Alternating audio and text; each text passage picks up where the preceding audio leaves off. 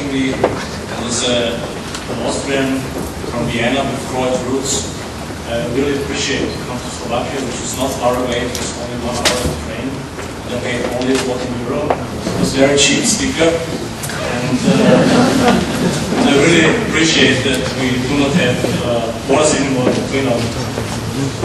I'm now in a very difficult position, yes, and I feel very uncomfortable because I'm the 8th speaker now who's reflecting the situation of the Western Balkans, and I have prepared a paper and make some shortening here in my paper during the other speeches. I will start, and I hope I can't avoid some déjà vus, but I will try to bring some new elements maybe in the discussion.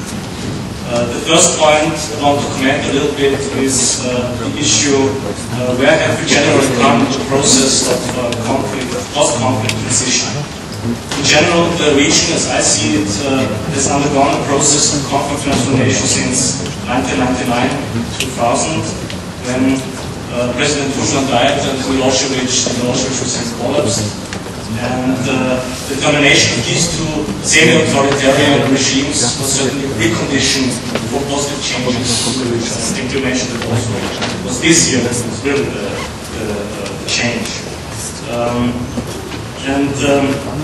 want to say that I prefer the term conflict transformation rather than stabilization process. This morning I heard some people speaking about stability, because if you think about stability, it can have positive aspects, but it can have also negative aspects. For example, maintaining a bad political and social situation. Therefore, I see the Western Balkans in the process of conflict transformation, and it will continue to be in this process also in the next year and in the year 2010. What are the general characteristics of this process? Due to the internal political changes of consequence in some important Balkan countries, and due to the much stronger international support compared to the 1990s, we have now a consolidated situation of negative peace. It means, in the language of the peace researchers, it's a consolidated situation where there is no danger that a new war will occur. That's certainly a positive, very positive element. And I think that this seems also to be true for Kosovo, which on the other hand will remain the main hotspot in the region, as we heard several times this day. In regard to some of the conflict constellations from the war period, we can state clear signals of approaching a situation of positive peace. I mean especially, for example, the relations between Croatia and Serbia, although this relationship is still overshadowed by war dramas in terms of economic and political cooperation, as well as renewing cultural and social contacts, we have continuously improved in the last years.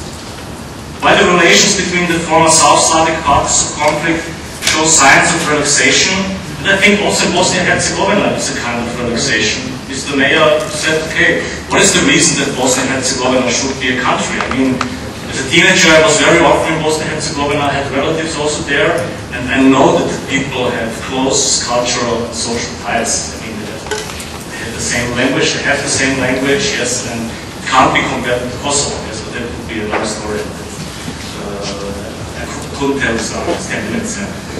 That means you have really two different conflict constellations. The first one is a group of conflicts among the South Slavic people, yes, and the other, much more complicated, is this conflict constellation between Serbs and Albanians, and partly also between Macedonian Albanians. This is much more complicated, and here are the security risks, especially as we heard in Kosovo. I see two driving forces in the next year, or in this year.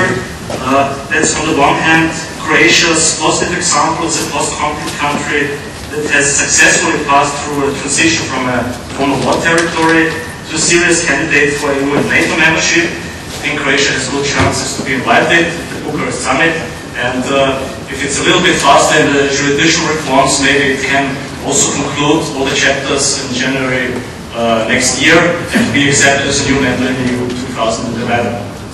Still a question mark, but it's still possible.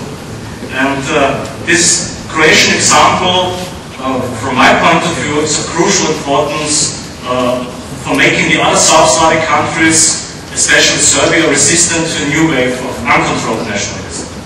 And this danger exists from my point of view. The recognition of Kosovo's independence, which will certainly come, will have some bad sides.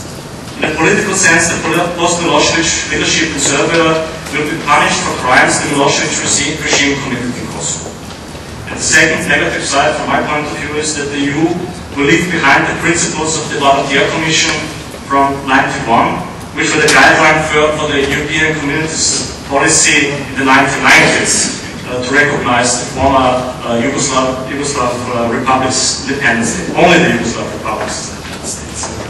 On the other hand, and now I'm speaking as a complete researcher, on the other hand, formal independence for Kosovo seems to have no real alternative, having in mind how big the gap between the Kosovo Albanians and Serbia in terms of political and social separation has become since the late 1980s, and having in mind that the Kosovo Albanians, with the help of NATO, 1999 de facto won the war for independence. The process of disintegration of former Yugoslavia started 1989 when Milosevic abolished the autonomy of Kosovo, and maybe it could be terminated 2008 with the recognition of Kosovo as a formally independent state. In regard to the clarification of the Kosovo status this year, I see three issues of crucial importance for the future peace process. The first one is concerning Serbia. What will be the implications of Kosovo's independence and the political development in Serbia? Which measures will the political leadership of Serbia take against formally independent Kosovo? Which implications for Serbia's relationship towards EU and NATO can be expected without the growing role of Russia? Under which circumstances could a strategic partnership with Russia for Serbia become a realistic scenario? What would be, I have to say frank, negative for EU and for NATO? The second part, the second issue, closely connected to these first implications, what will be the security challenges for EU and NATO when they try to adapt the international presence as a consequence of Kosovo's supervised independence? And third, what could be the implications for the other Western Balkan countries outside the Serb-Kosovo center of conflict? I will go very fast with this. There are complicated issues, but I know that you are running time. Okay, regarding Serbia, that's really for me, I think the professor said the crucial importance of the Serbian elections, and I think also the ambassador at the beginning, I think they're really crucial.